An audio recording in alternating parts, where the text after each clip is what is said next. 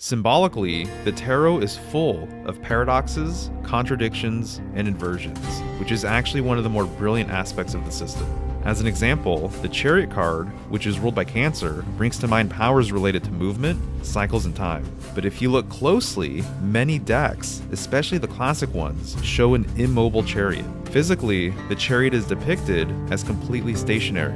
Some decks even show the wheels facing outward instead of forward, making it a quote, impossible vehicle, literally incapable of movement. In the Rider-Waite version, the body of the chariot even appears to be made out of a stone cube.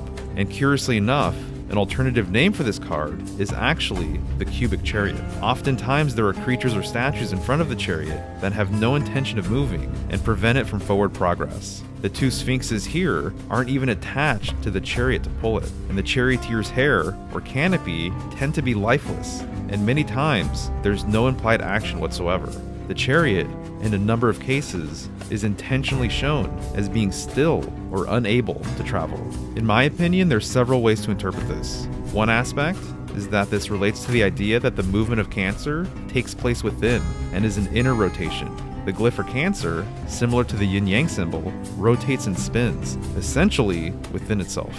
In this way, I'm reminded of a whirlpool or a spinning top, like the one seen here. I believe this dynamic is speaking to the symbolic aspect of our emotions. When we feel something, we're said to be moved, but yet from an outside perspective, there may be no movement at all. Or in other words, as emotional creatures, we can travel great distances and never leave the confines of self.